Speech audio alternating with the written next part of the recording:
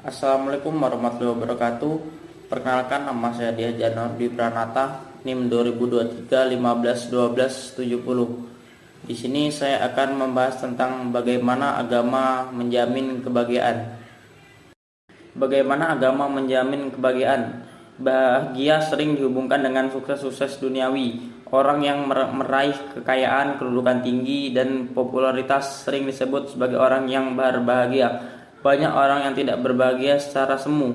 Tidak sedikit di antara mereka yang sukses duniawi ternyata hidup menderita, bahkan hingga bunuh diri.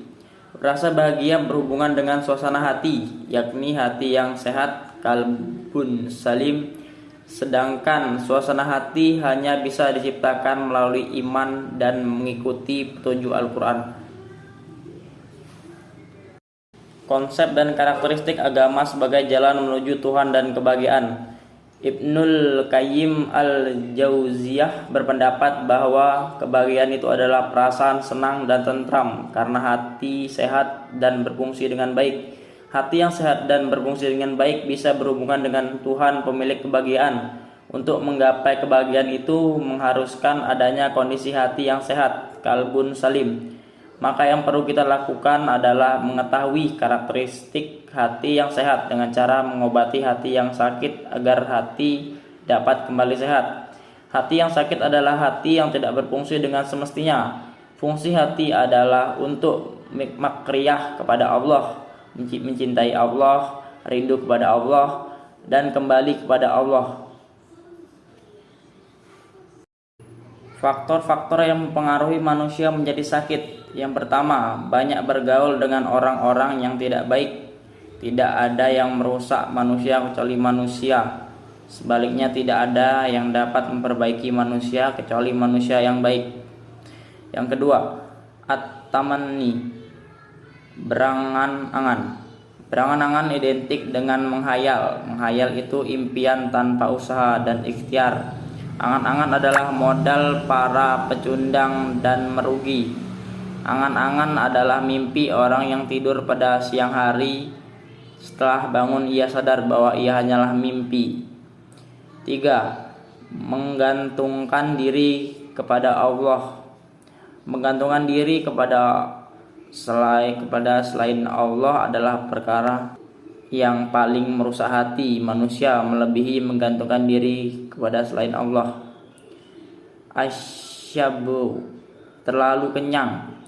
Kekenyangan terbagi dua. Yang pertama, kekenyang dengan barang haram, li zatihi, misalnya kenyang karena makan bangkai, darah, daging babi, anjing, burung yang punya cengkraman kuat, atau makan binatang yang bertaring.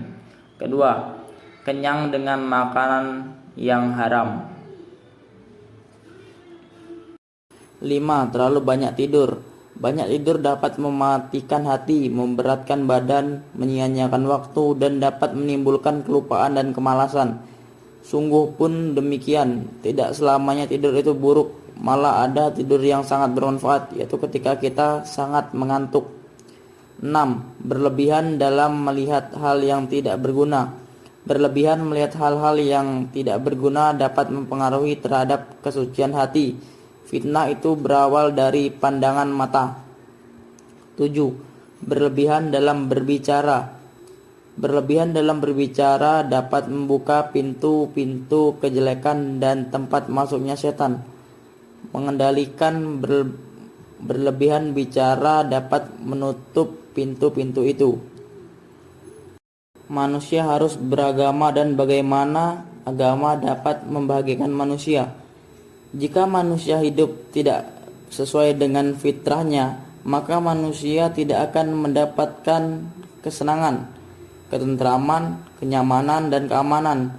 Ujungnya tidak ada kebahagiaan. Jadi, hidup beragama itu adalah fitrah, dan karena itu manusia merasakan nikmat, nyaman, aman, dan tenang. Sedangkan apabila hidup tanpa agama, manusia akan mengalami tidak tenang, ketidaknyamanan, dan ketidaktentraman, yang pada ujungnya ia hidup dalam ketidakbahagiaan. Oleh karena itu, Kebahagiaan adalah menjalin hidup sesuai dengan fitrah yang telah diberikan oleh Allah Subhanahu wa taala kepada manusia. Demikianlah sedikit penjelasan yang dapat saya sampaikan.